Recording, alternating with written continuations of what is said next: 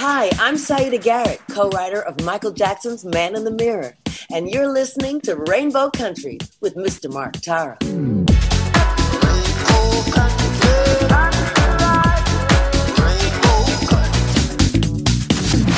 The views and opinions expressed on the following program are those of the persons appearing on the program.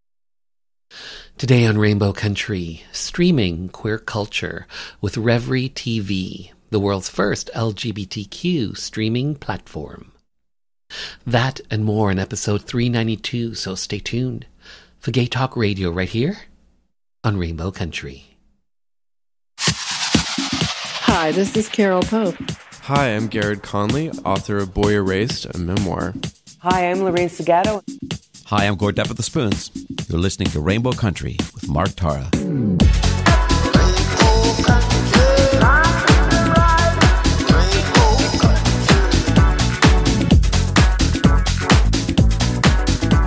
Well, hello and welcome to a brand new journey through Rainbow Country. As I like to call it, a little gay radio show working to give voice to the LGBT community and beyond. And as always, I am your tour guide through Rainbow Country. I'm producer and host, Mark Tara. By the way, Rainbow Country originates from CIUT-FM in Toronto and now proudly in syndication on 12 outlets across Canada from coast to coast to coast. The Yukon, British Columbia, Saskatchewan, Manitoba, the east coast of Canada in Newfoundland, Ontario, even down to Buffalo, New York, and online. Well, thanks to you tuning in, streaming, downloading, but ultimately listening. Together we continue to build Rainbow Country into a nationally syndicated gay radio show, a #1 LGBT podcast on Podomatic.com's Gay and Lesbian chart, as well as being recognized as Canada's #1 LGBT podcast on Feedspot.com. So today, my 2021 interview with Damien Pelcioni, CEO and co-founder of Revry TV, the world's first LGBTQ streaming platform. We'll talk about streaming queer culture and more. Plus an hour or two, music from LGBT artists, independent artists, voices that we've come to know and love in classic disco, classic 80s, classic house. And on this episode, I'm featuring some Canadian disco, some queer electronic, and more. All that lies ahead as we start Journey 392 through Rainbow Country, and our first stop, the Rainbow Country Bookstore. Today, author Lori Green reads from her book, Drag Queens and Beauty Queens, Contesting Femininity in the World's Playground. Drag Queens and Beauty Queens is available wherever you get your favorite books. On Amazon.ca, the book has a rating of 4.8 out of 5 stars.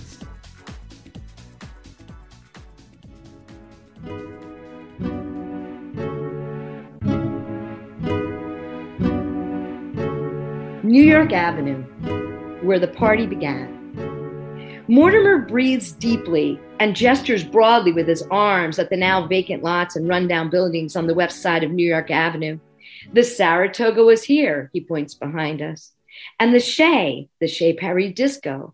He turns and walks toward the world-famous boardwalk and makes a right on Westminster, commonly known as Snake Alley, a winding back street that connected New York, Kentucky, and Mount Vernon avenues in the old neighborhood. The parking lot to the right used to be the Entertainments Club, the oldest bar on the East Coast. Louise Mack, who loved gay people, owned the building, and the bottom floor was her little speakeasy nightclub, which always catered to gay men. It was one of those places where you had to knock on the door and have a code word to get in. Mortimer continues to walk, looking around, gesturing toward 2 large parking lots on the opposite side of the street, where the Grand Central Hotel and Studios 5 and 6 once stood before they burned down. He laughs as he kicks an abandoned beer bottle toward the curb.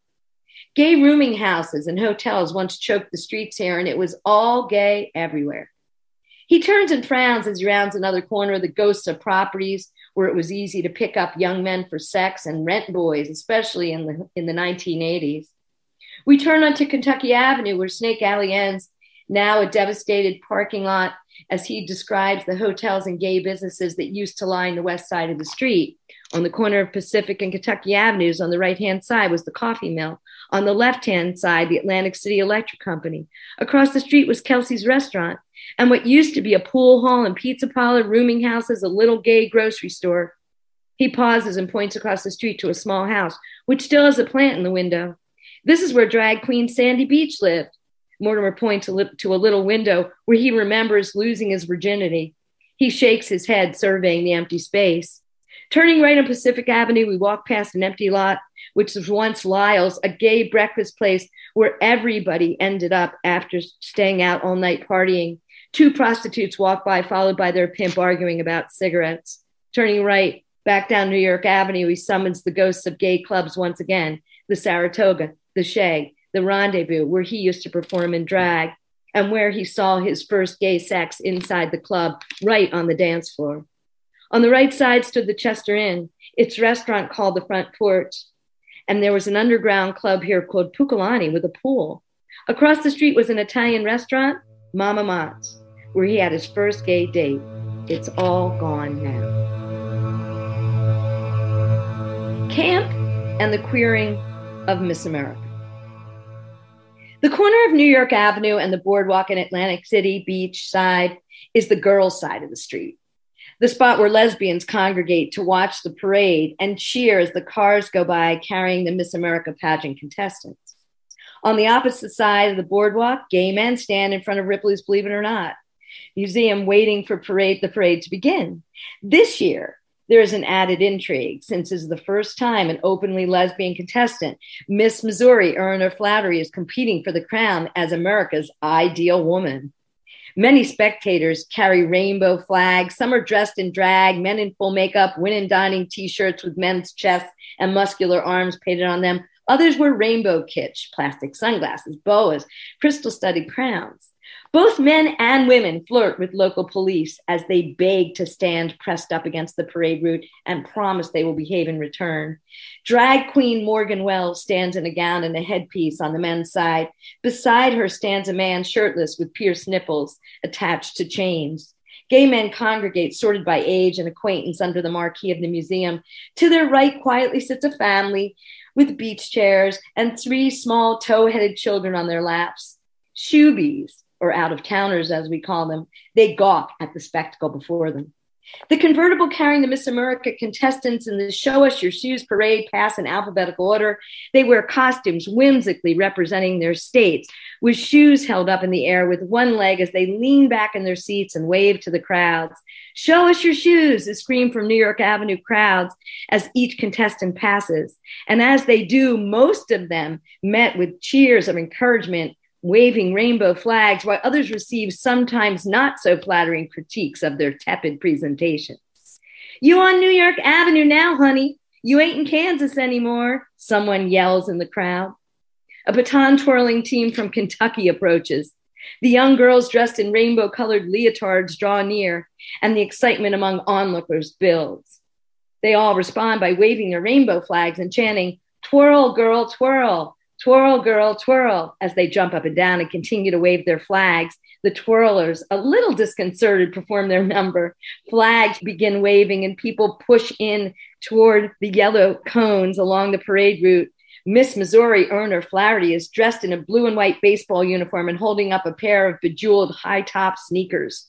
As the convertible nears, the cheers increase. She smiles, but she is demure as she waves. Jean runs toward the car waving her rainbow flag. And though Erin smiles and waves back, she appears a bit awkward with this group of locals, looking for some acknowledgement of their shared identity. The crowd chants, "Show us your shoes." Show us your shoes, not your midriffs. Mimi on first stands at the top of the risers as she enters wearing a 12-foot-long purple bejeweled velvet octopus stole with arms wrapped around her torso and dragging down the steps behind her. Hair high in a platinum blonde bouffant, her lips bright red, Mimi cocks her head, turns, and drops the stole coyly, revealing a sparkling black velvet swimsuit and a gold and purple shell accessories. She struts, turns her back to the audience and winks. A finger goes to her lips as if to say, "Oh my, I'm so exposed." She seems oblivious to her fatness. In fact, she shows a confidence in her superior form, her extra large body jiggling, hands on her hips accentuating her simple frame. Mimi walks down the runway, stopping at the end. She licks her lips slowly, turns, and walks back to center stage, moving her hips slowly to the music.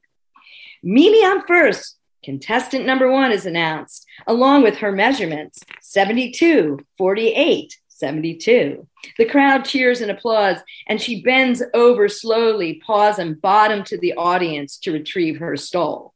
As Mimi is escorted away by Speedo-clad male dancers, the next contestant begins to descend. Farrah Mascara steps gracefully, one stilettoed foot after the other in a sequined red robe. As she reaches the stage, her robe falls away, revealing a red cutout sequin swimsuit, fishnet stockings, and a giant lobster-clawed hands as gloves. She moves her thumbs, pinching the air, flashing an open-mouthed, toothy smile. She shakes her head side to side, her huge hair just seconds behind her. Farrah struts from one side to the other as she makes her way down the runway, ending in a figure 8, pinching claws held high.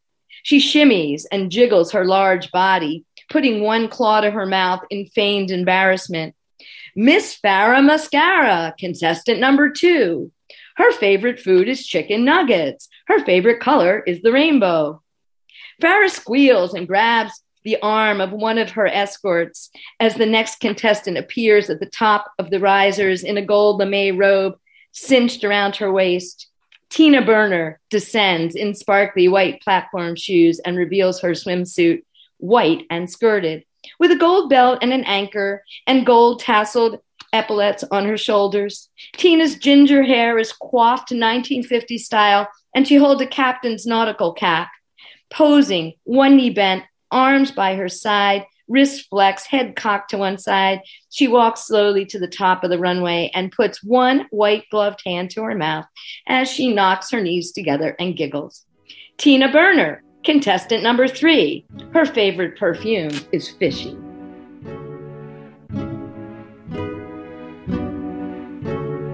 When I return, my 2021 interview on Revry TV.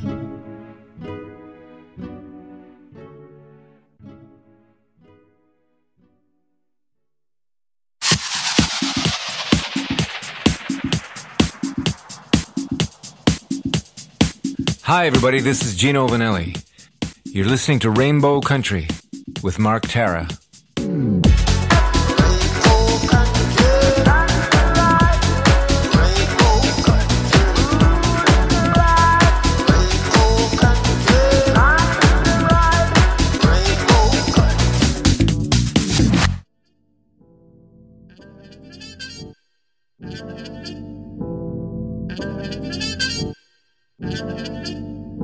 Damian Pelliccioni, hi, how are you? I'm doing good. How are you?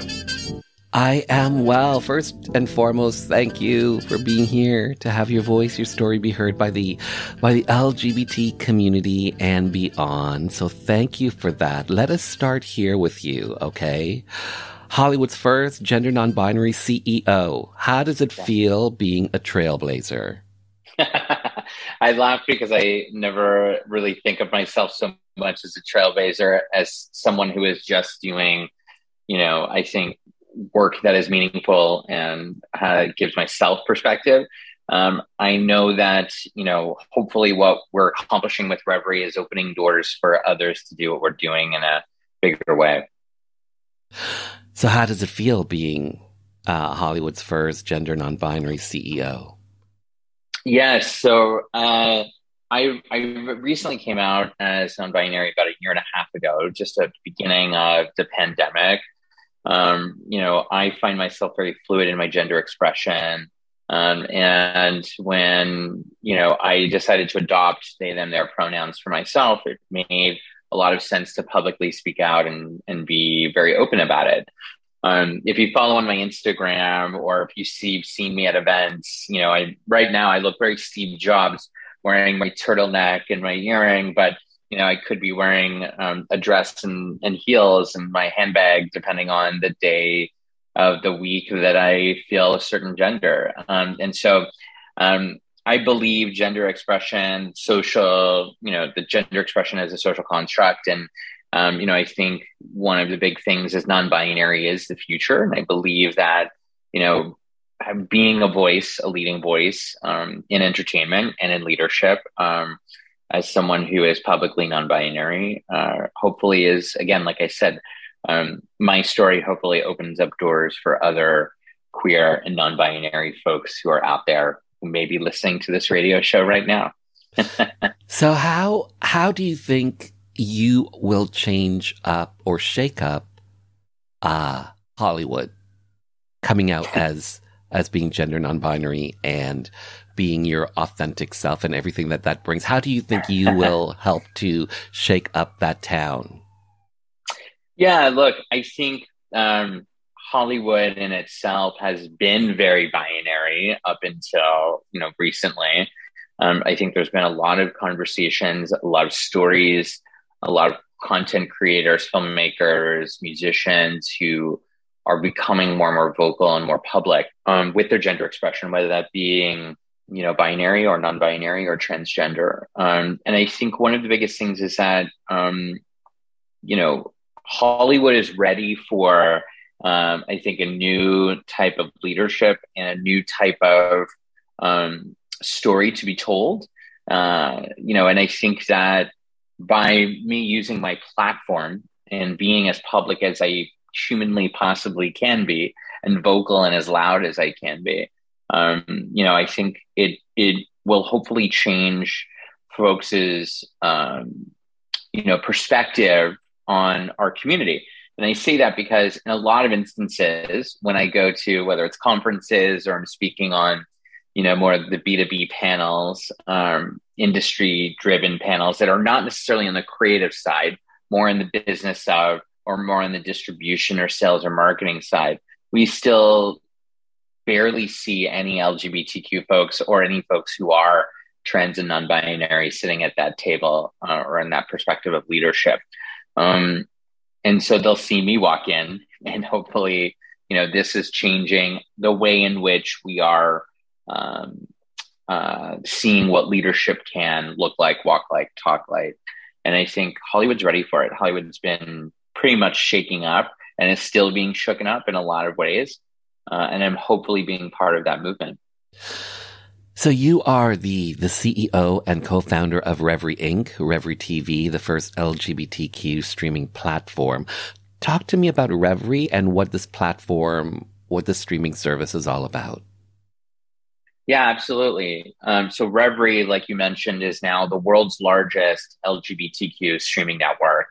We're co-founded by not just myself, but three other co-founders: Aaliyah J. Daniels, our COO, a woman of color, an attorney, an ally; Christopher Rodriguez, Hispanic, openly gay man, our chief business officer, also an attorney, former attorney for Shark Tank, actually; LaShawn McGee, who is also non-binary. They are our chief product officer. They are an Army veteran and a person of color. And they recently just came out actually as non-binary. So it's both 2 out of 4 co-founders are non-binary. The other 2 are attorneys. I always laugh. I think that's kind of funny. But we represent collectively non-binary, veteran, LGBTQ, women, African-American, Hispanic, immigrant-led communities, and that I think is very unique. I think that you don't see that type of leadership and definitely not that ownership profile when you're looking at, folks like us who are, running a business like this at the scale that we are. And I think that's what makes us very unique, whether we're talking in a radio interview or we're talking to McDonald's, our biggest advertiser, or we're talking to, a technology partner or even a distribution partner like AT&T or, Comcast in the United States. These, we start from the place of our mission and who we are as the co-founders of Revry. We are mission-led and mission-driven. Today, Revry reaches over 300 million households and devices across the globe, with majority of our traffic coming obviously from the United States and Canada. What's really exciting is on the platform, you can discover the best, movies, TV shows, feature films, documentaries, music videos, news, and originals. We have over 5,000 titles to discover on our service, of which about 90% are available globally, not just in the United States. We've been downloaded in over 140 countries across the globe. And Revry has really become now the de facto global LGBTQ brand. And it's really exciting to have been leading this charge, because the biggest, I think, reward from all of this is that we see the impact that media can have on our community and how it helps to shape hearts and minds. Specifically, I can point to a few different stories. When we first launched in 2016 and we were consumer facing, we started our push at San Francisco Pride. And we went up to, Dolores Park. For the folks who know San Francisco Pride, it's where everyone goes and parties in a park on Saturday before the Sunday of Pride, and handed out flyers and, had our self-printed Revry t-shirts. And, I think we gave out 4,000 or 5,000 flyers that day. But it was, a lot of folks were like, what street marketing team do you work for? And I'm like, no, that's the CBO, that's the CEO, that's the CPO.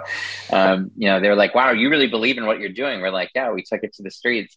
Before we knew it, by the end of that weekend, we were being interviewed by Macworld, and that Macworld article had this tremendous ripple effect internationally. And we were published in over, I think it was 15 or 16 different languages. And the first letters started to come in over social media. And the first one for me was on LinkedIn from a queer man, Muslim man in Saudi Arabia, who said for the first time in his life, he didn't feel alone. And he saw himself reflected in XYZ film. And by watching that film, it was giving him hope to one day lead his authentic life.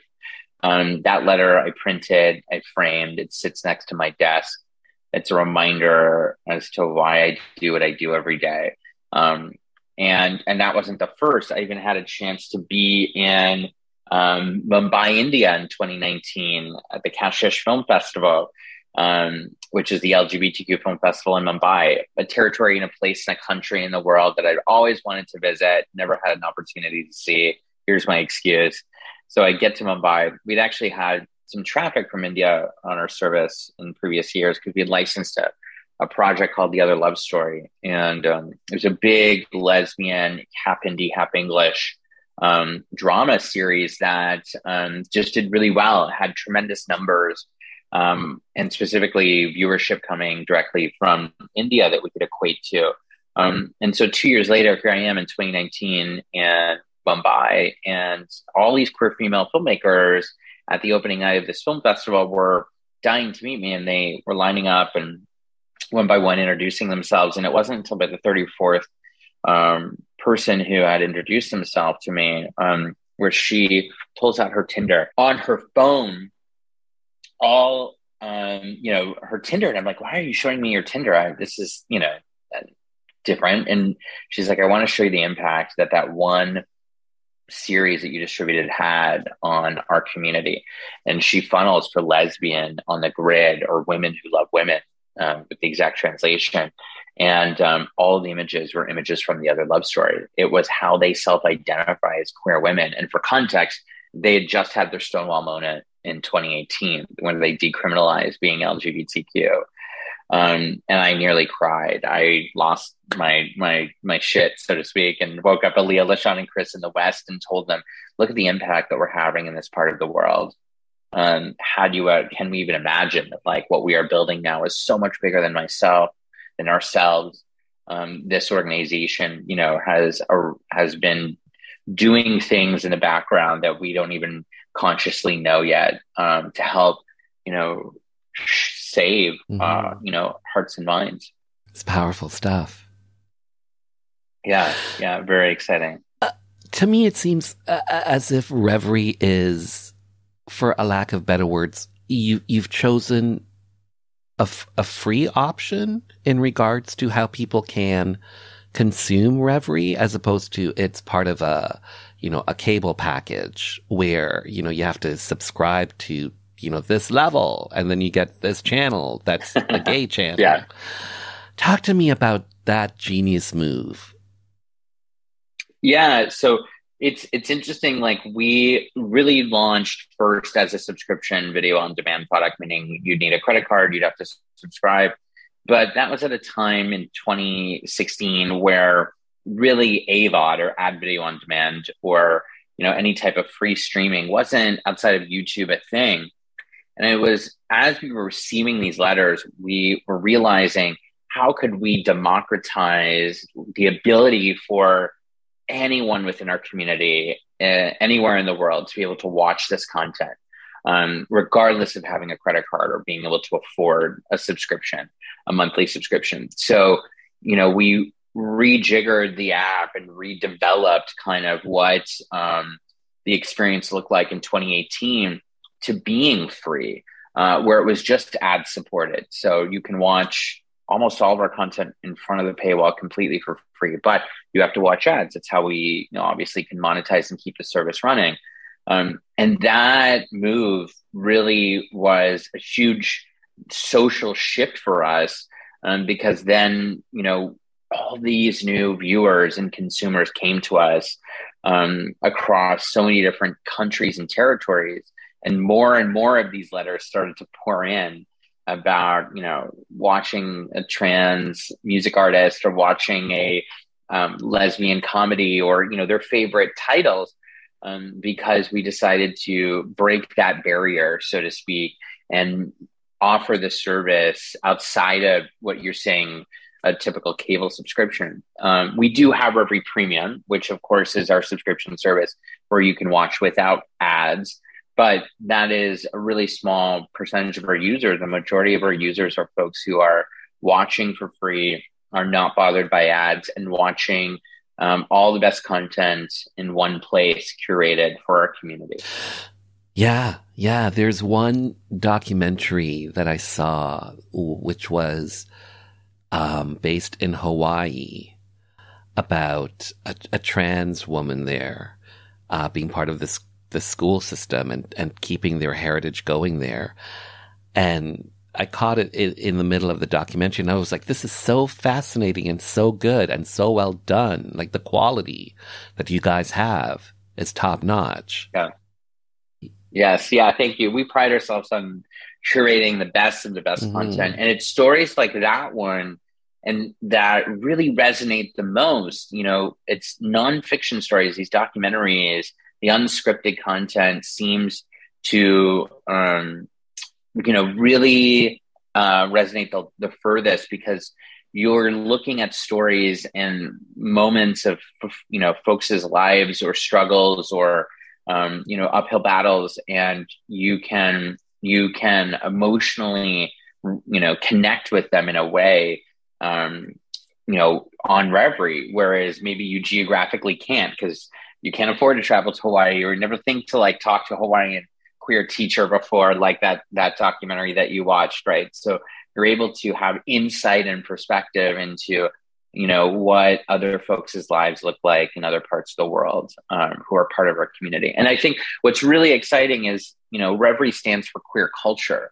That's what we're really trying to shape and uplift with our platform. And culture is not one race, not one gender, not one sexual orientation, not one language. I think that's what's really exciting about queer culture, is that we are, so diverse and unique just in who we are as people. And on that note, we'll return right after this Rainbow Country update.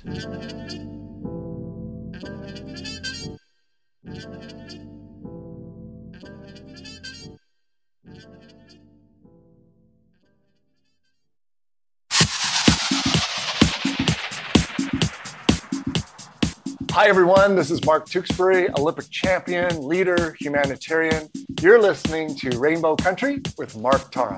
Rainbow Country.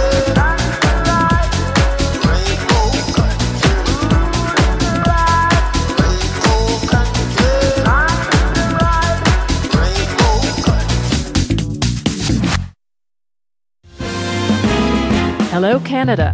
I'm Canadian jazz vocalist Audie Braun. If you're in the Toronto area on February 27th, I've got a great show coming up at the Jazz Bistro. To help celebrate the release of my new CD, Night and Day, the Cole Porter Songbook, I'll perform Cole Porter's music and also pay tribute to two of Porter's contemporaries, Noel Coward and Kurt Weill. Backed by a stellar combo, Don Breithaupt piano, Russ Boswell bass, Mark Kelso drums, and William Sperande trumpet, let this music sweep you off your feet. The Jazz Bistro fills up very quickly, so reserve your table now by calling 416-363-5299. With the poet's pipe of love in the childish way, I know every type of love better far than they. Hi, my name is Joanne Vanicola, and I'm an actor and a writer, and I was first on Rainbow Country with Mark Tara on discussing the massacre at Pulse Club in Orlando. I realized how important it was for our community to have a radio station, specifically for our issues, to talk about people in the LGBTQ community and to provide an outlet for our stories, to discuss our politics, culture, and give voice to the issues that matter to us. And of course our artists and the things that we do globally and talk about culture. And without people like Mark Tara providing a space for this with a radio show like this, then we wouldn't have that voice. So support, tune in. Thank you.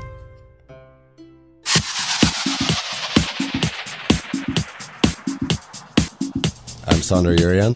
And I'm Danny Bensi. And you're listening to Rainbow Country with Mark Tara.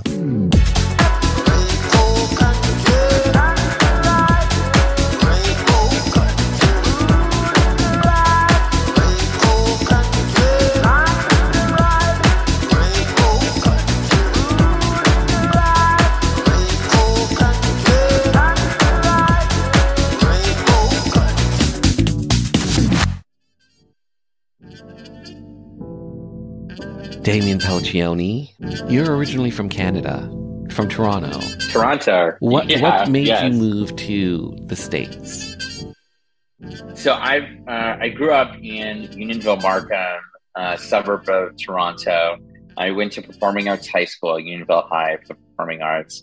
I actually had the acting bug when had hit me very young and moved to New York City in January of 2000. And then cut to 9/11. That was the catalyst that drove me to Los Angeles. I'd had a lot of friends who were already in LA. And so I decided to kind of, jump the coast, so to speak, and try my luck in LA. And that was 20 years ago, this past October. So it's kind of funny to think how long I've spent in Los Angeles, where I probably thought when I originally started off that most of my life would be in New York City. Still love New York City. It's one of my favorite cities in the world. But yeah, no, I think, what's really interesting is my mother was a politician here in Canada. Father was, an entrepreneur, so to speak, built a family business with my uncle and my cousins. So I think I'm a real big cross section of both my mother and my father. And it makes sense that I would obviously become an entrepreneur myself. It's in your blood. And it's in my blood, and to try to lead, a social movement through entrepreneurialism, or social entrepreneurialism, so to speak. That's my made up word. But it's, I love what I do. I think, there's a time in your life where you figure out, I think, what your true calling is and what you're really great at. And something that also you have passion for, but then fuels your inner soul. And I think with Revry, that has been, took me about 35 years to find it, but I was able to find it by then. Let's talk about original content. Okay, Straight Boys, a short film of yours. That people can see on YouTube. It has over 270,000 views on YouTube. Yep. You mentioned earlier briefly, Revry TV has original content, correct? Correct. And so HBO a few years ago had a series called Looking. I don't know if you know of Looking. Yes, I watched it. Yeah, it's so good. A gay story, sort of like a gay Sex and the City type thing. Yeah. In Revry's future, or, you know, maybe happening soon or maybe happening now, do you see Revry doing scripted LGBT stories that are serials? Do you see that? Yeah, absolutely. Look, we already have quite a few. If you go into watch.revry.tv, our website, or any of our direct-to-consumer apps, there's an originals tab. And we have about 50 original pieces of content, half of which are non-scripted, half are scripted. A lot of the scripted content that we have has been either short form or feature films. We have a few series, full-length series. And we are pushing further and further into doing more and more scripted content. You know, we're a baby company. We're only 6 years old. And I think, and we just turned 6 years since we had the idea, not even since we were consumer facing. You know, this June 2022 will be 6 years consumer facing. And so part of it is to build the distribution, build the team, build the infrastructure. And just like any startup, raise capital. That's my job as CEO, which is always fun to do. And the goal and what you're going to see coming out of the service is a lot of original content, and some of which will be scripted series, kind of like you're mentioning, like Looking. You know, I am excited to tell stories about communities within our culture that are so underserved. You know, I wish I could tell you a few of the different stories that we've got coming out, but my communications department would kill me because we haven't announced a few of them. We will be in the beginning of the year. But telling romance series or horror or science fiction that have LGBT main characters would, as opposed to, like, you know, just a sidekick somewhere, would be so impactful, and it would be so I think groundbreaking to have those. Yes. Yeah. And especially to have those in one place. I completely agree. I couldn't agree with you more. I mean, that's, you know, kind of the thesis of our service, you know, is to go to one trusted source to discover all that content and uplift all that content. But yeah, some of the stories we're going to be telling in the new year are some really, really exciting slices of life that I think that hit multiple genres, that hit multiple communities within our culture. And I think folks are going to be really excited about, you know, the new slate of originals that we have for 2022. So, Damien, let's get to know you a little bit deeper, more on a personal level. Sure. If you can, finish this sentence for me. And we're going there, but finish the sentence for me. Sexually, I would describe myself as gay/queer. Okay. Gay/queer. For yourself, what's the difference? Predominantly when using gay and when using queer. Yeah. So gay is gendering myself, and I'm hesitant to use that word just because I do identify as non-binary. Queer or pansexual is probably closer to my sexual expression. But I am married to a man. So I am, you know, in a relationship, a long-term relationship with actually our CBO, our Christopher Rodriguez is my partner of 14 years. We recently got married in October in Niagara Falls, Niagara on the Lake in Canada, actually, of all places. And how is married life? I always say I don't think it's any different than it was before. I just wear a ring now all the time. Nothing's really changed, I think, for us too much. But because we've been together for so long and been through a lot as a couple, but it's been, you know, an exciting journey, and I'm glad that he is on that journey with me. So you mentioned that you consider yourself gay/queer. For yourself, when did you start recognizing your attraction to men, your same-sex attraction, so to speak? Yeah. When did that start happening for you? Definitely at a young age, I think. I always knew from probably birth, if not as soon as you can understand the concept of queer. You know, I was lucky enough to grow up in a very liberal town, in a very liberal place like Canada, and was exposed, even going to performing arts high school, to queer culture at a young age. And so it wasn't until I moved to New York City where I finally came out at 20 years old, 21 years old, and was able to, start to lead my authentic life. And for your gender identity, you just mentioned you recently came out as gender non-binary. For yourself, Correct. When did that awakening start happening for you?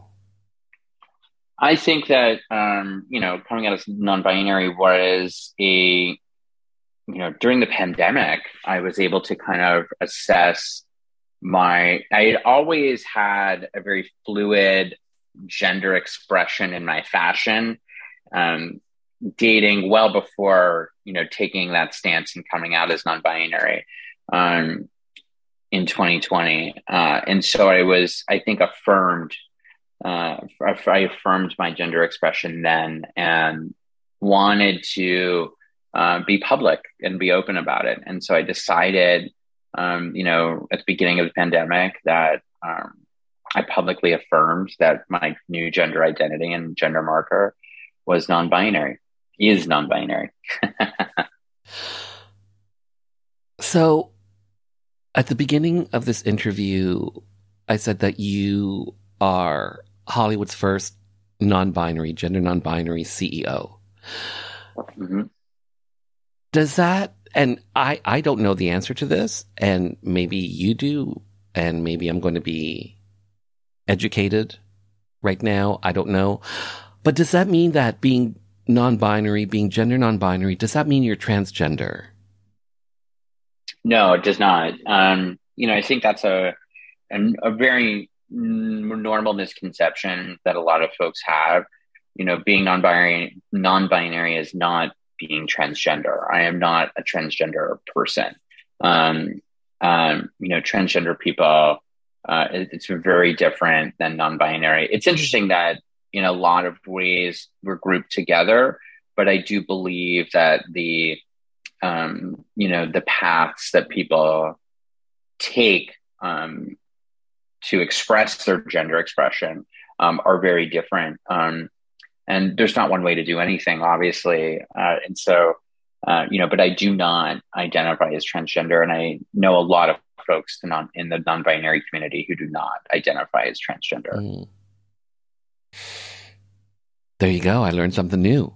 Because I don't know. I don't know that. And because it's very new. Because I've seen where people that are gender non-binary, they call themselves transgender, and others that don't. Mm-hmm. And then trans people that are transgender take offense sometimes. It's like you're encroaching on on who we are. So it's interesting. Yes. Yeah. So you recently got married. How long have you guys been together? 14 years. And how did you meet? We met in the most unconventional way. We actually met doing AIDS Walk Los Angeles. We were both team leaders for the businesses that we were working for at the time. And we met at a team leader workshop.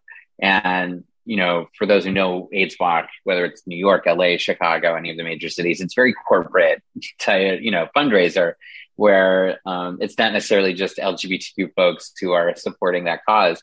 And Chris was sitting across the table from me. I had stood up. I was working for a gay bar at the time and stood up and mentioned, "Hey, come do your your fundraiser at our venue, and we'll, donate back the revenue from the bar that we generate during your fundraiser. And he came up to me and took a flyer, and that started the conversation. And here we are now, 14 years later. Wow. And you mentioned married life is no different. Yeah, I always joke. I always joke because I feel like, we got married this year for a number of different reasons. Have you always thought of yourself as being married anyway? I think we have, at least for the last, handful of years. We've probably already acted as if, or, been like a married unit. Now we have the legal protections of the law, and especially everything now that's going on politically in the United States.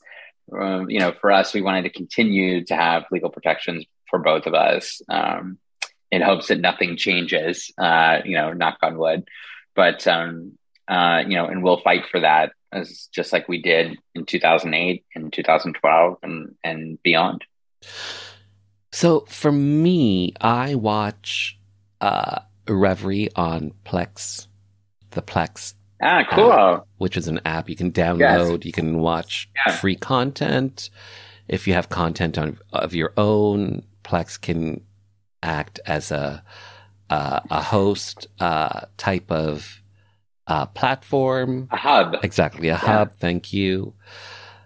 Plex is great. We love the folks over at Plex. We actually we're helping them start their Pride ERG, their employee resource group, their Pride employee resource group. Well done. We've done that with a lot. We've done that with a lot of our partners. We've held either power events or start conversations at different organizations. And it's funny you mentioned Plex, because we have a really great relationship with them. And they recently reached out and asked for our help in leadership in forming their first Pride employee resource group. Well done. They have a live TV section now where they have a number of channels, one of which is Revry, and you just tap on it and that's it. You're just watching TV. It's great. So what other formats can people view, consume Revry? Other than, like, there's Plex, but what other avenues? Yeah. Look, so no matter which app store you use, whether it's on your iPhone, your Android, your Apple TV, your Roku device, your Android TV, your Amazon Fire Stick, any of the devices that you can think of, we actually have our own direct consumer app. So you can type in, or even your Samsung Smart TV, you can type in Revry and the whole app experience pops up. There you can stream 5 live TV channels that we have available here in Canada, 6 if you're including the US, including Revry Latinx, its first Spanish language channel, Revry Brazil, the first Portuguese LGBTQ channel, Revry News, our nonfiction network, and OML, or queer female focused network. So we have got, and then there's a whole bunch of on-demand content that you can watch completely for free in front of the paywall at any time. If you're in the United States, unfortunately, it's not available in Canada. We're even we just re-released Hedwig and the Angry Inch for the 20th anniversary.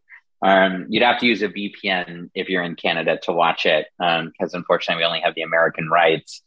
But, what's great is no matter what device or what application or interface or operating system that you use for your laptop, your tablet device, your mobile device, or your big screen at home, we have an application on it where you can watch over 5,000 titles in our library. You mentioned this earlier. You were touching on some up-and-coming projects for 2022 and beyond. How do you see Revry evolving as time goes along? Do you see more sort of like taking a Netflix type of approach where you start getting more into content creation? How do you see Revry growing over the next few years? I think it's going to be a hybrid between, let's say Netflix and Vice. Vice for its non-scripted content and Netflix for its scripted content. I think that, advertisers now more than ever want to participate in queer culture, and they're looking for the right partners to do that with. Case in point, we brought on McDonald's in 2021 as an advertiser, and they fully underwrote a 90-minute variety show available globally called House of Pride. That's in our originals. It's an amazing show that we produced in-house that has everyone from Manila Luzon, Laganja Estranja, Shia Diamond, Sam Sui, the House of Balmain, the winners of legendary HBO's Max, all this amazing dancers, singers, writers, drag artists from across, Los Angeles and the globe, really, that we brought into the show. And it was the first time that McDonald's had really invested in long form content like this with a platform like us. So much so that they even put us on their billboard in Times Square during Pride season. And I was not going to miss that. So I flew out to New York because they put the 4 co-founders in that ad. The 4 of us were on a billboard in Times Square, which was very exciting to see. Did you get a photo of that? Very surreal. I have a video of it. You can go, I'll send it to you. You can watch it on my Instagram to see me in front of the billboard pointing out the ad. Amazing. Of course, the day that I went, it was raining. So it's a little wet. I look a little wet, but it was a really exciting, moment, I think, in the history of our company. Because how many folks can say that they've done that?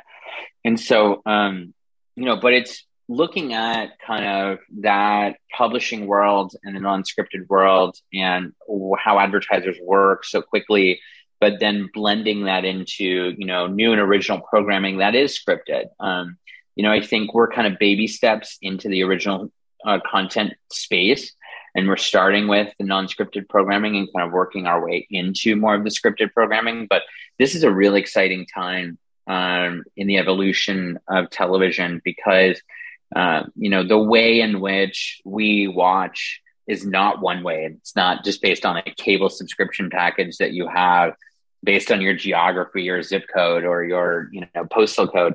And so, now it is really about what device do you prefer to use the most? You mentioned Plex. That is where you interface with Revry. And I think that's wonderful.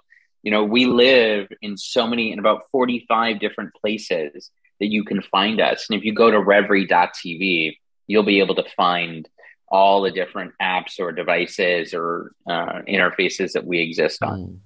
Well said. I have to say, Damian Pelliccioni. Yeah. I have to say, thank you so much for your time. Thank you for being on the show. I appreciate it. Oh my gosh, no, it's such a pleasure. I love telling this story. I love telling our story. And it's a pleasure to meet wonderful folks like you who are evangelizing, creating content for our community, and especially uplifting queer entrepreneurs like myself. So we appreciate your work. That was my 2021 interview with Damian Pelliccioni, CEO and co-founder of Revry TV, the world's first LGBTQ streaming platform. For all things Revry, simply visit Revry.tv. Magnus Hirschfeld made the modern homosexual. He co-founded the world's first gay rights group, the Scientific Humanitarian Committee, in Berlin in 1897. But what is far more important is that he and his colleagues came up with an enormously influential concept of what same-sex desire was, what it meant, and how it fit into the wider world. If you think homosexuality is an inborn quality that cannot be changed and has a biological root, but is not an illness, and if you think gay people are a sexual minority who are born that way and who deserve legal protections just as racial minorities do, you owe those ideas to Hirschfeld and a handful of others. He was among the first to articulate that conceptual model of what it means to be gay in print in 1896. We just heard professor, author, and historian of queer and trans politics, Lori Marhofer, reading from Racism and the Making of Gay Rights, a sexologist, his student, and the Empire of Queer Love, their powerful new gay history book about the man who made the modern homosexual, a German physician and sexologist who died at the age of 67 in 1935. Magnus Hirschfeld. Bill 7, to ban discrimination in employment, government services, and housing, based on a person's sexual orientation, was up for a vote at Queen's Park. Most NDP and Liberal MPPs supported the bill, but without some progressive Conservative legislators backing, a divisive split could rack the province.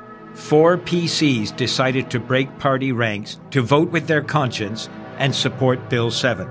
Cabinet Minister and MPP Dennis Timbrell did it to show solidarity for his beloved brother, the well-known drag queen Rusty Ryan.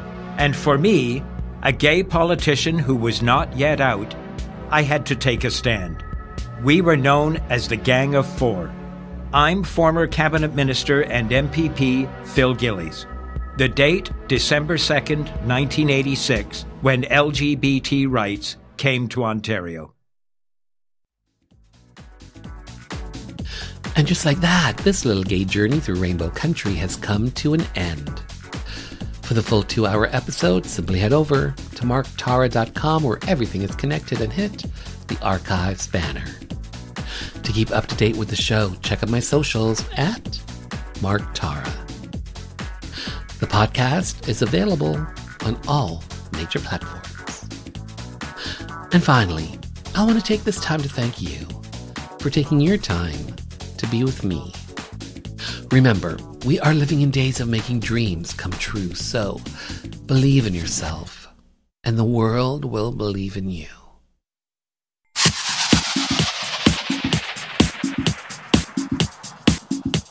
Hi, I'm Justin Ling, author of Missing from the Village.